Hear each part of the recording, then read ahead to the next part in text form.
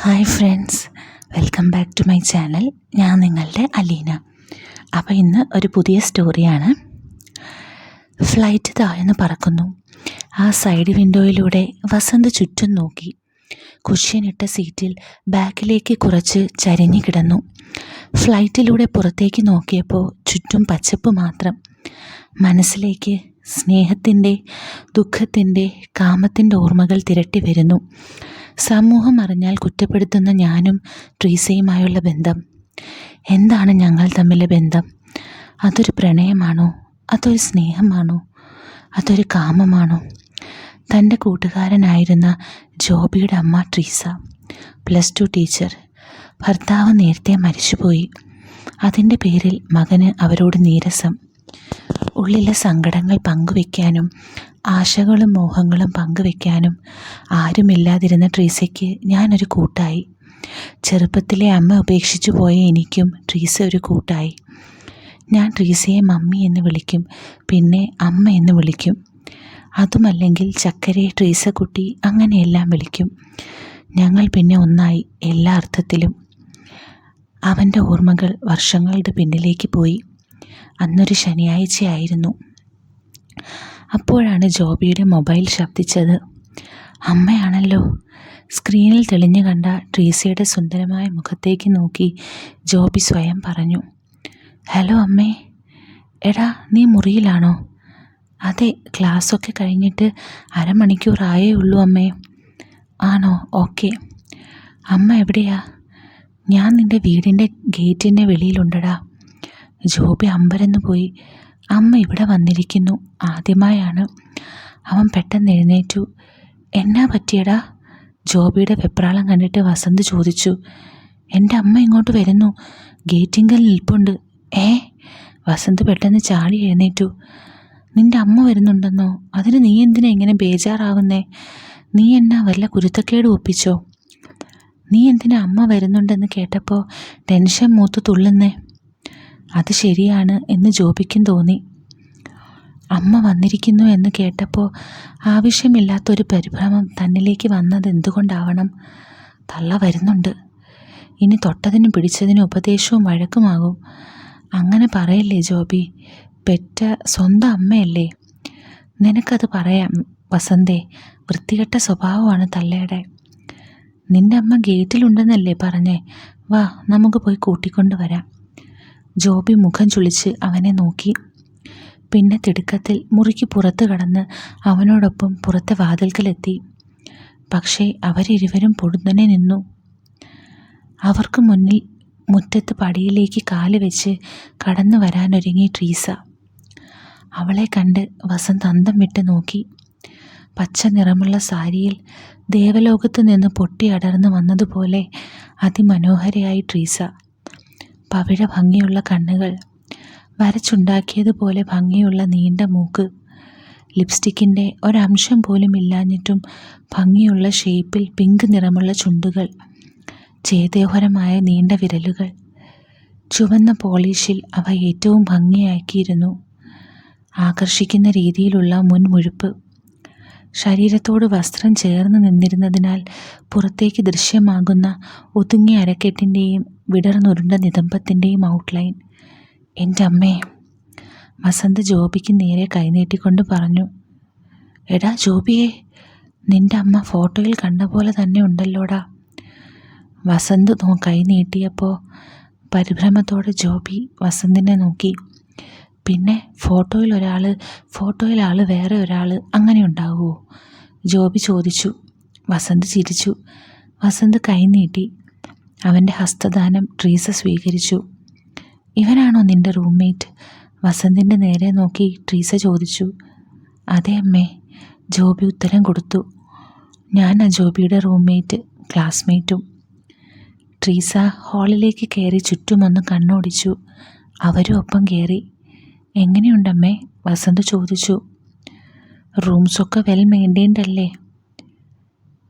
ഇതാ അമ്മ തൻ്റെ മുറിയുടെ വാതിലിലേക്ക് തിരിഞ്ഞ് വസന്ത് പറഞ്ഞു. അവർ മൂവരും അങ്ങോട്ട് കയറി. ട്രീസ ചുറ്റും കണ്ണോടിച്ചു. അവളുടെ മുഖത്ത് തൃപ്തി കണ്ടതിൽ വസന്ത് ആശ്വസിച്ചു. നിൻ്റെ മുറി? അവൾ ജോബിനോട് ചോദിച്ചു. വാ അമ്മേ.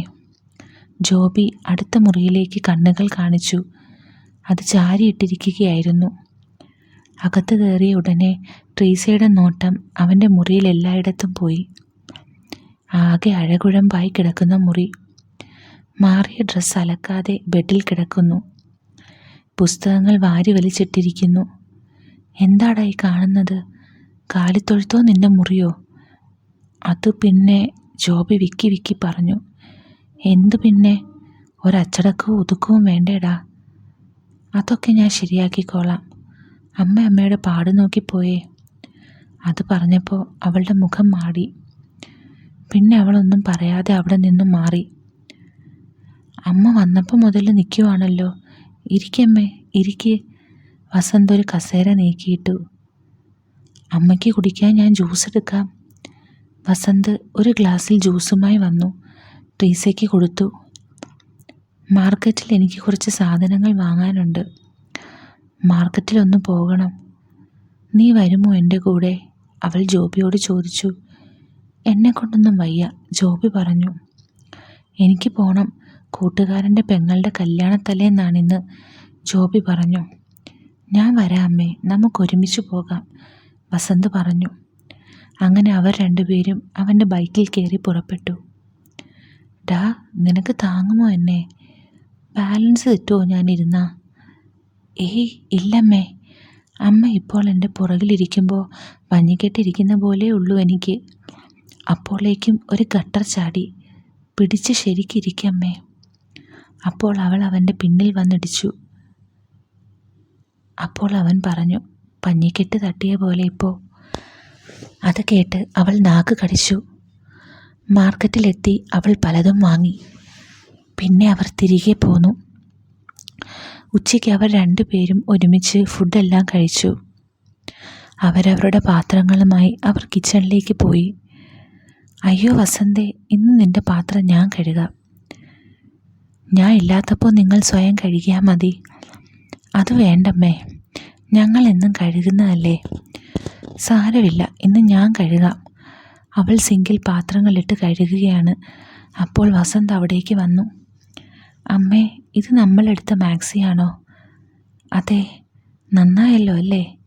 നല്ല ഫിറ്റായല്ലോ. അപ്പോൾ എനിക്ക് അമ്മയുടെ സൈസെല്ലാം അറിയാം അല്ലേ? വസന്ത് പറഞ്ഞു. ഈ മാക്സിയിൽ അമ്മ കൂടുതൽ സുന്ദരിയായ പോലെ. വസന്ത് പുന്തിരിയോടെ ചോദിച്ചു. നിന്റെ പുന്നാരം കുറേ കൂടുന്നു. അമ്മ ഇത്രയും സുന്ദരിയാകുമ്പം അതൊക്കെ എനിക്കിങ്ങനെ ഫ്രീ ആയി കാണാൻ തരുമ്പം ഒരു നന്ദി വാക്കായി ഇത്രയുമൊക്കെ പറഞ്ഞില്ലേൽ ഈശ്വരൻ പൊറുക്കുമോ? ട്രീസ വീണ്ടും വസന്തിൻ്റെ കണ്ണുകളിലേക്ക് നോക്കി. മമ്മി പറഞ്ഞില്ലേ അവിടെ മാർക്കറ്റിൽ സ്റ്റെപ്പ് കയറുമ്പോൾ കാലുവേദന ഉണ്ടെന്ന്. അത് കുറഞ്ഞോ മമ്മി? ഇല്ലടാ, ഇപ്പോൾ അത് കൂടി. ഞാൻ നിന്നോട് പറയാനിരിക്കുകയായിരുന്നു. കുറേശ്ശെ ഉണ്ടടാ ഇപ്പോൾ വേദന. അതിടയ്ക്ക് വരുമോടാ. പണ്ട് കുറേ നാൾ മുമ്പ് വണ്ടിമേൽ നിന്ന് വീണത് കൊണ്ട് പറ്റിയതാണ്. പിന്നെ എവിടെയെങ്കിലും പയ്യെ മുട്ടിയാൽ വേദന കൂടും. കുറേ നാൾ വൈദ്യർ പറഞ്ഞ തൈലം പുരട്ടി. വസന്തേ, ഇന്ന് നമ്മൾ മാർക്കറ്റ് പോയപ്പം കുറേ സ്റ്റെപ്പ് കയറിയില്ലേ? പിന്നെ ആ സ്റ്റെപ്പിലുള്ള ആ കമ്പിമേൽ മുട്ടി തട്ടി, അതുകൊണ്ടാണ് ഇങ്ങനെ വേദന. അയ്യോ ആണോ? ഞാൻ തിരുമ്പിത്തരണോ കാല്? അയ്യോ നീ തിരുമ്പണ്ട.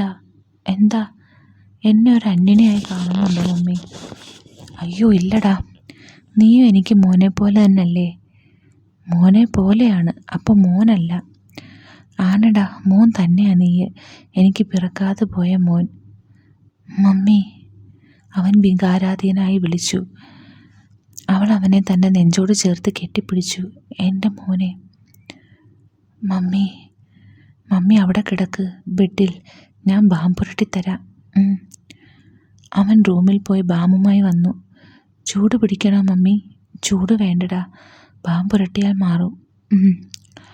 മമ്മി ഇങ്ങനെ കിടന്നാൽ എങ്ങനെയാ? സാരി കുറച്ച് പൊന്തിക്ക്. അവൾ സാരി കുറേശ്ശെ പൊന്തിച്ച് അവളുടെ മുട്ടുകൾ വരെ തിരികെ വെച്ചു. അവൻ ഒന്നേ നോക്കിയുള്ളൂ, അവളുടെ കാലുകളിലേക്ക്. രോമം വളർന്ന അവളുടെ കണങ്കാലുകൾ, ചുവന്ന നെയിൽ പോളിഷിട്ട കാലിലെ വിരലുകൾ, സ്വർണ്ണ പാദസരമണിഞ്ഞ ഉണ്ടക്കാലുകൾ. അവൻ കുറച്ച് ബാം കയ്യിലെടുത്തിട്ട് അവളുടെ മുട്ടുകാലിൽ പുരട്ടി പയ്യെ തടവി. അവൻ അവളുടെ മുട്ട് കുറച്ച് പൊന്തിച്ച് വെച്ച് തടവാൻ തുടങ്ങി. വേണ്ടാത്ത വിചാരങ്ങൾ ഇടയ്ക്ക് അവൻ്റെ മനസ്സിലേക്ക് വന്നു. അവൻ അതിനെയെല്ലാം പിടിച്ചു നിർത്തി. തൻ്റെ കൂട്ടുകാരൻ്റെ അമ്മയാണ്, തൻ്റെ അമ്മയുടെ പ്രായം. അവൻ്റെ കൈകൾ പിന്നെയും തൻ്റെ മുട്ടുകാലിൽ തടവുമ്പോൾ അവളും ഏതോ ലോകത്തേക്ക് പോകുന്നു. അനുഭൂതിയുടെ പുളകഹർഷങ്ങൾ അവളിലേക്ക്. ഇതുവരെ ഭർത്താവല്ലാതെ, ജോബിയുടെ പപ്പ അല്ലാതെ ആരും അവളെ കാമത്തോടെ തൊട്ടിട്ടില്ല. പലരും ശ്രമിച്ചു. കൂടെയുള്ള സ്കൂളിലെ മാഷന്മാരും ചില ഓട്ടോറിക്ഷ ഡ്രൈവേഴ്സും അങ്ങനെ പലരും ദുഷിച്ച ചിന്തകളുമായി അവളുടെ ശരീരത്തെ ആർത്തിയോടെ സമീപിച്ചപ്പോഴും ഒഴിഞ്ഞു മാറിയിട്ടേ ഉള്ളൂ ഇതുവരെ. ഇപ്പോൾ വസന്ത് തൻ്റെ മുട്ടുകാല് തടവുമ്പോൾ പിന്നെ എന്താ ഇങ്ങനെ വരാൻ എനിക്ക്? അവൻ്റെ നിഷ്കളങ്ക സ്നേഹമോ, അല്ലെങ്കിൽ പിന്നെ സാഹചര്യമോ, അല്ലെങ്കിൽ ഉള്ളിലടക്കി വെച്ച വികാരങ്ങൾ ഒരവസരം വന്നപ്പോൾ പുറത്തേക്ക് വരുന്നതാണോ? അറിയില്ലല്ലോ ദൈവമേ. എൻ്റെ മോൻ്റെ കൂട്ടുകാരനല്ലേ അവൻ. അവനിപ്പോൾ തന്നെ മമ്മിയെപ്പോലെയല്ലേ കാണുന്നത്. എന്നാലും അവനും ഒരു പുരുഷനല്ലേ, ഒത്തൊരു പുരുഷൻ. അവൾ ഓരോന്നോർത്തോർത്ത് കിടന്നു. അവൻ്റെ കൈകൾ തൻ്റെ മുട്ടിൽ നിന്നും തുടകളിലേക്ക് പോകുന്നത് അവൾ അറിഞ്ഞു. അവൻ അറിഞ്ഞുകൊണ്ടാണോ ഇങ്ങനെ ചെയ്യുന്നത്? അല്ലെങ്കിൽ എൻ്റെ കാലുവേദന മാറുന്നതിനാണോ? അവൾ അടച്ചു വെച്ച കണ്ണുകൾ പയ്യെ തുറന്നു. അവൻ്റെ കണ്ണുകളിൽ എന്തോ തിളക്കം പോലെ, അവൻ വിയർക്കുന്നത് പോലെ. മടക്കി വെച്ച തൻ്റെ കാൽമുട്ടുകളിലേക്ക് നോക്കിയിരിപ്പാണല്ലോ അവൻ. കാൽമുട്ടുകൾ മടക്കി വെച്ചപ്പോൾ അരുതാത്തതെന്തെങ്കിലും അവൻ കണ്ടുവോ? കാൽമുട്ടുകൾ താഴ്ത്തണോ അതോ ഇങ്ങനെ തന്നെ വെക്കണോ? എന്താ വസന്ത്, എന്താ നോക്കുന്നത്? ഒന്നുമില്ല മമ്മി. ഏയ്, നീ കള്ളം പറയല്ലേ വസന്ത്. ഞാൻ പിന്നെ മമ്മി. എന്താ? അത് പിന്നെ മമ്മിയുടെ കാലുകൾ നോക്കായിരുന്നു ഞാൻ. എന്താ എൻ്റെ കാലുകൾക്ക്?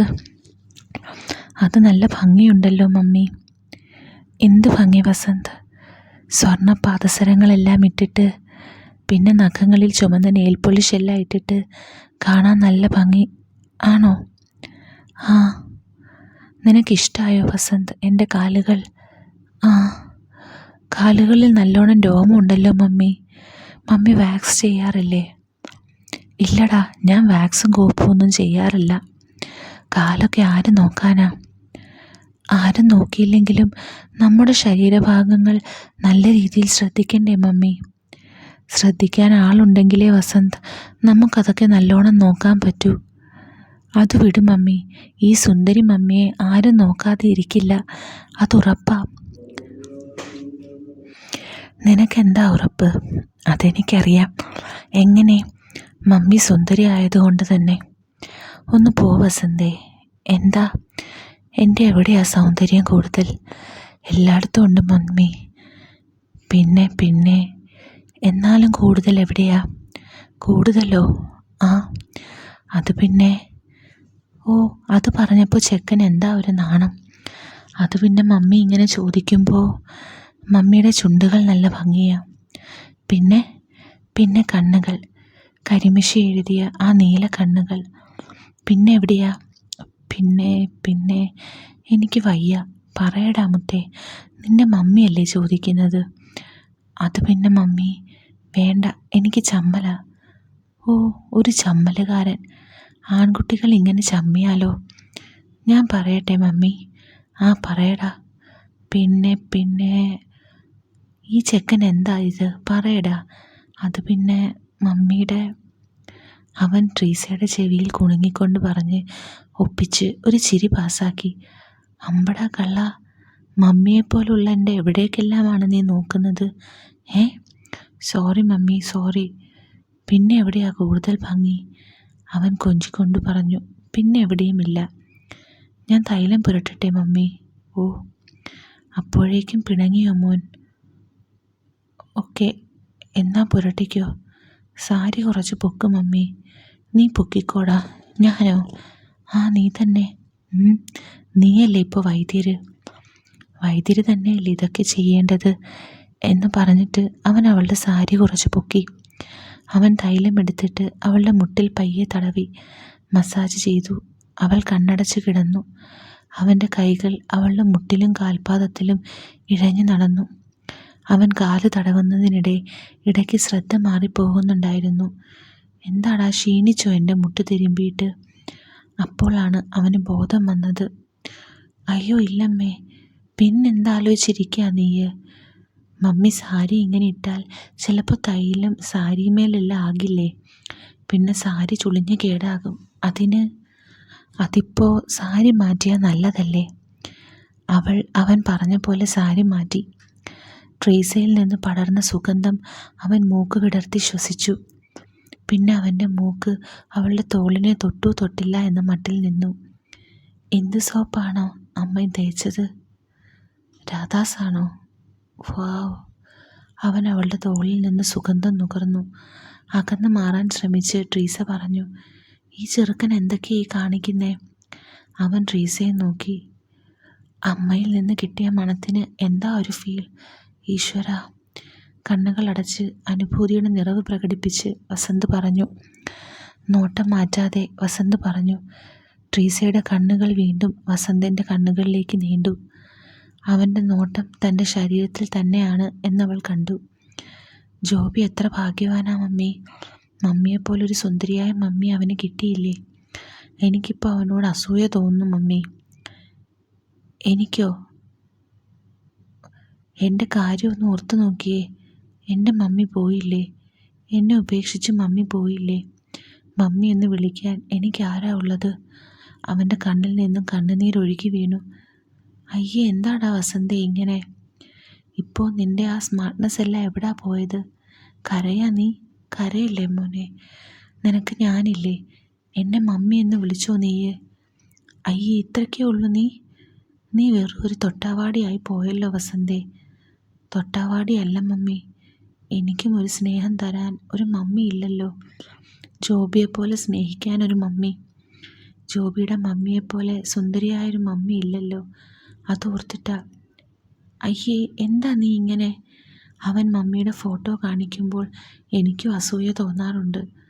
ഞാൻ ആരുടെ ഫോട്ടോ കാണിക്കാനാണ്? അയ്യേ, എന്താ വസന്ത് ഇങ്ങനെ ചെറിയ കുട്ടികളെ പോലെ? ഞാൻ വന്നപ്പോൾ എന്ത് സ്മാർട്ടായിരുന്നു നീ.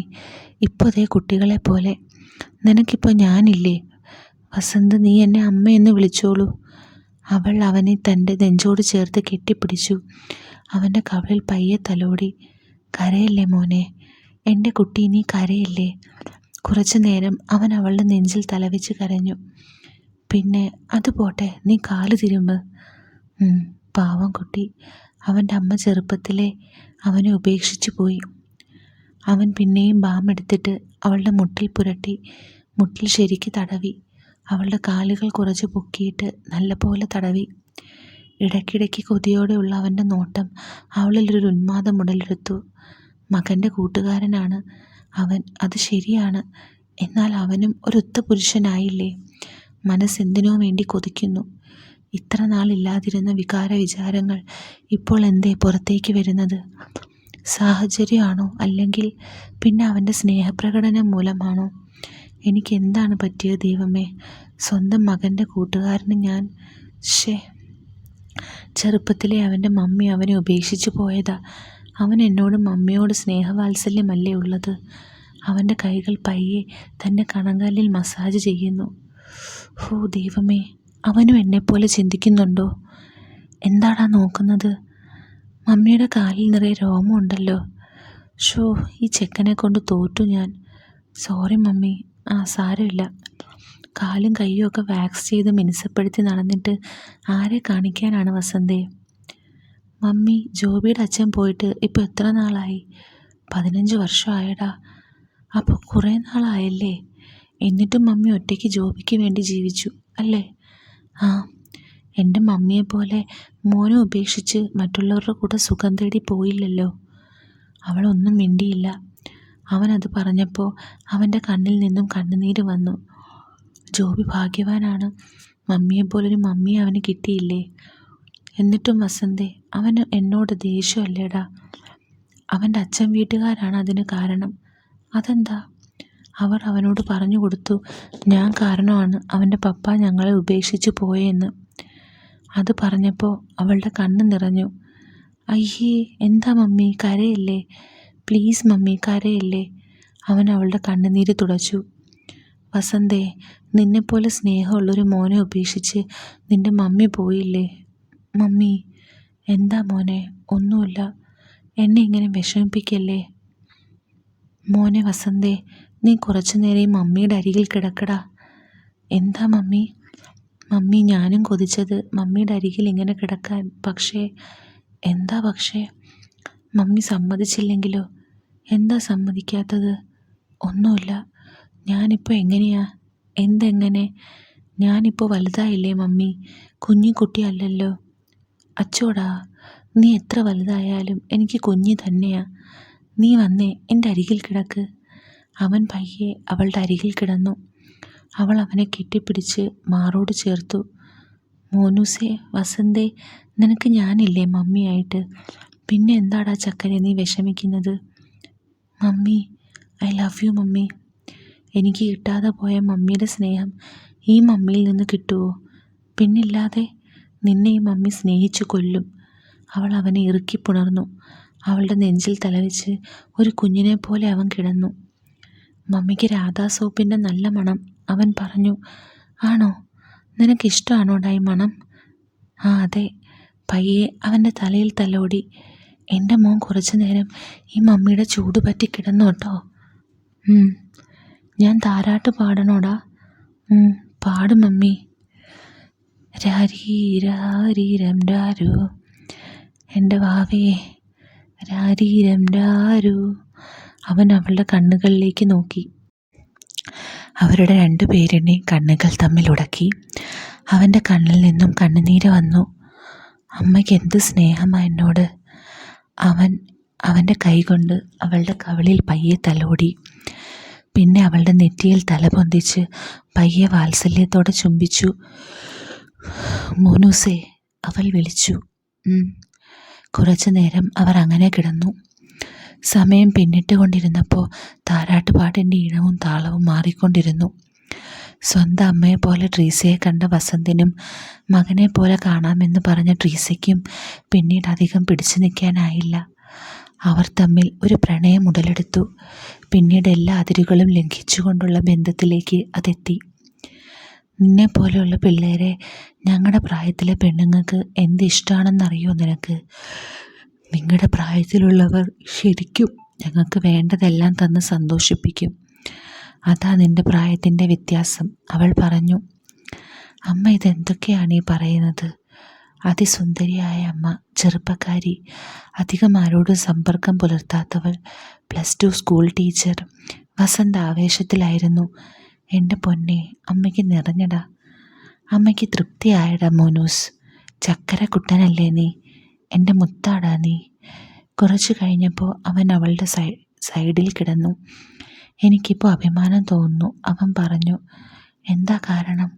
അമ്മയുടെ ശബ്ദമാണ്. എൻ്റെ കൂട്ടുകാരൻ്റെ അമ്മയെ നിറയെ സ്നേഹിച്ചു വേണ്ടതൊക്കെ തരാൻ പറ്റിയല്ലോ. മോൻ്റെ പപ്പ പോയിട്ട് എത്ര നാളായെന്നറിയോ നിനക്ക്? 18 വർഷം. അമ്മയുടെ സ്വരം അവൻ വീണ്ടും കേട്ടു. എനിക്കാണെ പിടിച്ചു നിൽക്കാനും വയ്യാതായി.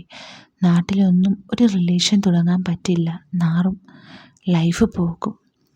നീ എത്രയോ തവണ അവധിക്ക് വീട്ടിൽ വരുമ്പോൾ പോലും ഒന്ന് ശരിക്ക് സ്നേഹത്തോടെ എനിക്ക് സംസാരിക്കാൻ പറ്റിയിട്ടില്ല. എനിക്കിപ്പോഴാ ഒന്ന്. അമ്മയുടെ സ്വരം ഇടറുന്നത് അവൻ കേട്ടു. അയ്യേ. വസന്തിൻ്റെ സ്വരവും വികാരപൂർണമായി. എന്താ ഇങ്ങനെ? അങ്ങനെ കരയില്ലേ. മാത്രമല്ല, എന്താ അമ്മേ? എൻ്റെ മോൻ ജോബി, അവൻ ഒരിക്കലും അറിയരുത്, ഇത് കേട്ടോ? ശ്വസിക്കുന്ന സ്വരത്തിൽ വസന്ത് പറയുന്നത് അവൻ കേട്ടു. ഞാൻ പറയേ, നല്ല കഥ. എൻ്റെ ഫ്രണ്ടല്ലേ അവൻ. സമയം ഒരുപാടായി, ഞാൻ പോട്ടെ. ഇനി എന്ന് കാണുമിടാ നമ്മൾ? ഞാൻ വരാം മമ്മി. വസന്തേ, ഞാൻ കാത്തിരിക്കും നിനക്ക് വേണ്ടി. മമ്മി, നമ്മൾ ചെയ്തത് തെറ്റാണോ മമ്മി? അല്ലടാ, അല്ല. ഞാൻ ഇങ്ങനെ ചെയ്തതിൽ എന്നോട് ക്ഷമിക്കില്ലേ മമ്മി? സാഹചര്യം കൊണ്ട് നമ്മളെ കൊണ്ട് ചെയ്യിപ്പിച്ചതാ. നീ വരുമോ വീട്ടിലേക്ക്? ഞാൻ കാത്തിരിക്കും നിനക്ക് വേണ്ടി. എനിക്ക് നിന്നെ വേണം വസന്ത്. സ്നേഹിക്കാനും പിന്നെ എല്ലാത്തിനും. ഞാൻ വരാം മമ്മി. എല്ലാം ഇന്നലെ കഴിഞ്ഞ പോലെ തോന്നുന്നു വസന്തിന്. ട്രോളി തള്ളി ഫ്ലാറ്റിലേക്ക് പോകുമ്പോൾ ഉള്ളിൽ എവിടെയോ ഒരു വിങ്ങൽ വസന്തിന്. പാവം ട്രീസ ഇപ്പോഴും ഒറ്റയ്ക്കല്ലേ? സ്നേഹം എന്തെന്ന് ശരിക്കറിഞ്ഞിട്ടുണ്ടോ പാവം? ശരിക്കൊന്ന് കാണാൻ അവന് കൊതിയായി. ആ മടിയിൽ തലവെച്ചുറങ്ങാൻ, ആ സാന്ത്വനം കേൾക്കാൻ, ആ താരാട്ട് കേൾക്കാൻ, ആ ശരീരത്തിൻ്റെ ചൂടറിയാൻ. ജനലഴികളിലൂടെ പുറത്തേക്ക് നോക്കി. ചെറിയൊരു ചാറ്റൽ മഴ. കാർമേഘങ്ങൾ മൂടിയ ആകാശം സൂര്യനെ മറയ്ക്കാൻ മടിക്കുന്നത് പോലെ തോന്നുന്നു. മുറ്റത്ത് നിൽക്കുന്ന പാരിജാതവും തുളസിയും എല്ലാം ഈറനണിഞ്ഞു നിൽക്കുന്നുണ്ട്. നിലത്ത് വീണ് ഉടയാൻ പോകുന്ന ചില്ലുമുത്തുകൾ പോലെ ഭൂമിയെ സ്പർശിച്ച് ലയിച്ചു ചേരാൻ വെമ്പൽ കൊള്ളുന്ന മഴത്തുള്ളികൾ. വേനൽ മഴ പെയ്ത് ഭൂമി പെണ്ണ് കുളിർന്നു. അതിൽ സൂര്യകിരണങ്ങളുടെ മായാജാലത്തിൽ തീർത്ത മഴവില്ല് കാണുന്നുണ്ട്. ശരിക്കും ആ കാഴ്ചകൾ എന്നിലെ പ്രണയത്തിന് 7 നിറങ്ങളിൽ ചാലിച്ചെടുത്ത മഴവില്ലിനേക്കാൾ വർണ്ണശബളമായ ഒരു അനുഭൂതിയാണ് സൃഷ്ടിച്ചത്. അതെന്നെ മറ്റേതോ ഒരു ലോകത്തെത്തിച്ചു. അലമാര തുറന്നു. അതിൽ നിന്ന് ഒരു ബുക്കെടുത്തു. അതിൽ ഓരോ താളുകളും എൻ്റെ പ്രണയത്തിൻ്റെ സാക്ഷികളാണ്. അത് തുറന്ന് ഓരോ പേജുകളായി പിന്നിടുമ്പോൾ അതിൽ കുത്തിക്കുറിച്ചിരിക്കുന്ന വരികളുടെ മാന്ത്രിക ശക്തിയിൽ പ്രണയത്തിൻ്റെ ലഹരി പിടിപ്പിക്കുന്ന ഗന്ധം എൻ്റെ സിരകളിലൂടെ ഒഴുകി തുടങ്ങി. അതെന്നും ഞാൻ ലയിച്ചു ചേരാൻ ആഗ്രഹിക്കുന്ന എൻ്റെ വസന്തിൻ്റെ ഗന്ധമാണ്. അതിനും ഞങ്ങളുടെ പ്രണയത്തിൻ്റെ, കാമത്തിൻ്റെ, വിരഹത്തിൻ്റെ, പിണങ്ങലിൻ്റെ ഒട്ടനവധി കഥകൾ പറയാനുണ്ടാകും എന്ന് ഞാൻ ഓർത്തു. അത് അവൾ നെഞ്ചോട് ചേർത്ത് പിടിച്ച് ഒക്കെ ഓർക്കുമ്പോൾ സന്തോഷം, സങ്കടം, പ്രണയം, നാണം ഒക്കെ ആ മുഖത്ത് മിന്നിമറഞ്ഞു. ആ സന്തോഷങ്ങളും ആ സ്നേഹവും ആ പ്രണയവും ഇന്നെനിക്ക് തിരിച്ചു കിട്ടാൻ പോകുന്നു. ആരും അറിയാതെ ഞാനും വസന്തും ഉള്ളിൽ ഒളിപ്പിച്ച കാമവും പ്രണയവും. മകൻ്റെ പ്രായമുള്ള വസന്തിനോട് എനിക്ക് പ്രണയം. എന്നും ഞാൻ ഓർമ്മിക്കാൻ ആഗ്രഹിക്കുന്ന നാളുകൾ. എത്ര വർഷം കഴിഞ്ഞാലും ഒരു മങ്ങൽ പോലും ഏൽക്കാതെ 1000 ദീപങ്ങൾ ഒന്നിച്ച് ചെളിയിക്കുമ്പോൾ ഉണ്ടാകുന്ന അത്രയും ശോഭയിൽ നിറഞ്ഞു കത്തുന്ന വിളക്ക്. എന്നിലെ സ്ത്രീയെ, പച്ചയായ എന്നിലെ പെണ്ണിനെ, എന്നിലെ കാമം, എന്നിലെ വികാരം, അതൊക്കെ തട്ടി ഉണർത്തിയ വസന്ത്. അതെ, എൻ്റെ വസന്ത് ഇന്ന് തിരികെ വരുന്നു. എല്ലാം ഒരു സ്വപ്നം പോലെയാണ് തോന്നുന്നത്. എത്ര വേഗമാണ് കാലം കടന്നു പോകുന്നത്. വസന്ത് വരുമെന്ന് കേട്ടപ്പോൾ നിമിഷങ്ങൾക്ക് മണിക്കൂറിൻ്റെ വേഗത. സമയം പോകുന്നില്ലല്ലോ ദൈവമേ. സമയം ഇഴഞ്ഞു നീങ്ങുന്നു. വർഷങ്ങളോളം ഞാൻ അവനു വേണ്ടി കാത്തിരുന്നു. എന്നാൽ ഇന്നവൻ എത്തും. എന്നിട്ടും സമയം നീങ്ങുന്നില്ല. അല്ലെങ്കിലും അതങ്ങനെയല്ലേ. ഇഷ്ടപ്പെട്ടതിനെ കാത്തിരിക്കുന്ന ആ നിമിഷം പോകാൻ വലിയ പാടാണ്. എങ്ങനെയുണ്ടാകും എൻ്റെ വസന്ത്? തടി വെച്ചിട്ടുണ്ടാകുമോ? മീശ പഠിച്ചിട്ടുണ്ടാകുമോ? തടി എങ്ങനെയാകും? മുടി പഴയതുപോലെ നീട്ടിയിട്ടുണ്ടാവുമോ? ഞാൻ അവനോട് പറഞ്ഞത്, ഒരു ഫോട്ടോയും നീ അയക്കണ്ട എനിക്ക്. നേരിൽ വരുമ്പോൾ പച്ചയായി കണ്ടാൽ മതി നിന്നെ എനിക്കെന്ന്. എന്നും നിന്ന് ഫോട്ടോ അല്ലെങ്കിൽ ഇടയ്ക്കിടയ്ക്ക് ഫോട്ടോ കണ്ട എനിക്ക് നിന്നെ പിന്നെ കാണുമ്പോൾ ഒരു സസ്പെൻസ് ഉണ്ടാകില്ല എന്ന് ഞാൻ പറഞ്ഞത് കൊണ്ടാണ് ഇതുവരെ അവൻ്റെ ഫോട്ടോ അയക്കാഞ്ഞത്. വാതിൽ സമീപം അവൾ ഇടയ്ക്കിടയ്ക്ക് വന്ന് നോക്കി. വല്ല വണ്ടിയുടെയും ഒച്ച കേൾക്കുന്നുണ്ടോ എന്ന്. ഒന്നും കേൾക്കുന്നില്ല. കുറേ നേരം അവൾ ഉമ്മറത്തേക്ക് നോക്കിയിരുന്നു. സമയം പിന്നീടും കടന്നു പോകുന്നു. വസന്ത് ഒന്ന് വേഗം വന്നിരുന്നെങ്കിൽ. കുറേ കഴിഞ്ഞപ്പോൾ അവനെ കാണാതെ ആയപ്പോൾ അവൾ അവളുടെ ഡ്രസ്സ് അലക്കാൻ ബാത്റൂമിലേക്ക് പോയി. വാതിലിനടുത്ത് പതിവില്ലാത്ത വണ്ണം ഒരു കാൽപ്പെരുമാറ്റം അനുഭവപ്പെട്ടു. ആ വാതിലിൽ നിന്ന് അപ്പുറത്തായിരുന്നു കാൽപ്പെരുമാറ്റം. ആദ്യം വല്ലാതെ ഭയപ്പെട്ടെങ്കിലും മുന്നിലുള്ള കണ്ണാടിയിലൂടെ ഞാൻ പിറകിലേക്ക് നോക്കി. സത്യം പറഞ്ഞ ആ പഴയ വാതിലിനടുത്തേക്കായിരുന്നു എൻ്റെ ശ്രദ്ധ മുഴുവനും. വെള്ളം വീണ് ചെറുതായി ദ്രവിച്ച വാതിലിനിടയിലൂടെ ഞാൻ ആ കണ്ണുകളുടെ ഉടമയെ തിരിച്ചറിഞ്ഞു. വസന്ത്, എൻ്റെ വസന്ത്, നീ വന്നോ? എത്ര നേരമായി ഞാൻ കാത്തിരിക്കുന്നു എൻ്റെ പൊന്നേ, എൻ്റെ തങ്കക്കുടുമേ. അവൾ കഴുകുന്ന സോപ്പ് തേച്ച കൈകളോടെ അവനിലേക്ക് ഓടിയടുത്തു. അവൻ്റെ മാറിലേക്ക് വീണു. അവൻ്റെ മാറിൽ തലവെച്ച് അവനെ കെട്ടിപ്പിടിച്ച് അവൾ നിന്ന്. ട്രീസ, എൻ്റെ ട്രീസ, എന്താ മുത്തേ ഇങ്ങനെ നോക്കുന്നേ? അവൻ അവളുടെ താടിയിൽ പിടിച്ച് പൊന്തിച്ചുകൊണ്ട് ചോദിച്ചു. അവൾ അവൻ്റെ കണ്ണിലേക്ക് തന്നെ കുറേ നേരം നോക്കി നിന്ന്. രണ്ടുപേരും പരിസരം മറന്ന് കണ്ണിൽ നോക്കി നിന്ന്. കുറേ നേരം രണ്ടുപേരും ഒന്നും മിണ്ടിയില്ല. അവൻ്റെ കവിളുകൾ അവൾ താലോലിച്ചു. അവളെ അവൻ തന്നിലേക്ക് കൂടുതൽ അടുപ്പിച്ചിട്ട് അവളുടെ നെറ്റിയിൽ ഒരു ചുംബനം നൽകി. പിന്നെ അവൾ ബാത്റൂമിലേക്ക് പോയി. വസന്തേ, ഞാൻ കുറച്ച് അലക്കിയിട്ട് വരാം എന്ന് പറഞ്ഞു. ശരീരത്തിൽ ആകമാനം ഒരു കോരിത്തരിപ്പ്. എന്നെ അവൻ കണ്ട് ആസ്വദിക്കുന്നു എന്നതറിയുമ്പോൾ അടങ്ങാത്തൊരു രസം എന്നിൽ നിറഞ്ഞു. അവൻ കാണാനായി വിവിധ പോസുകളിൽ നിന്നുകൊണ്ട് എൻ്റെ വസ്ത്രങ്ങൾ അലക്കാൻ തുടങ്ങി. അവൻ്റെ നയന സുഖത്തിനാണ് ഞാനത് ചെയ്തതെങ്കിലും 45-നോടടുത്ത എൻ്റെ ശരീരം എന്തോ ഒക്കെ ആഗ്രഹം കൊണ്ട് വിറയ്ക്കാൻ തുടങ്ങി. നിറഞ്ഞ തെറ്റിലേക്ക് ചിന്തയെ സ്വയം തെന്നി വീഴ്ത്താൻ മനസ്സ് പ്രേരിപ്പിക്കുന്നത് പോലെ. ആദ്യ നയനസുഖം അവൽ മതിയെന്ന് തീരുമാനിച്ച് അലക്കൽ വേഗത്തിലായി തീർത്ത് കഴുകിയ വസ്ത്രങ്ങൾ പിഴിഞ്ഞെടുത്ത് പുറത്തേക്കിറങ്ങി. മുറിയിൽ കയറി തലയിലായ വെള്ളവും സോപ്പ് പതയും നന്നായി തോർത്തിയെന്ന് വരുത്തി. നേരത്തെ ഒരു മാക്സി എടുത്തിട്ടു. ശരീരത്തിലെ ജാലത്തിനുള്ളികളിൽ ഒട്ടിപ്പിടിച്ച് അതിനെ നിഴലടിപ്പിച്ചു. മുടി വാരി കഴുത്തിന് ചുറ്റുവിട്ട് കഴുകിയ വസ്ത്രങ്ങൾ അടക്കിയ ബക്കറ്റ് എടുത്ത് ടെറസിലേക്ക് നടന്നു.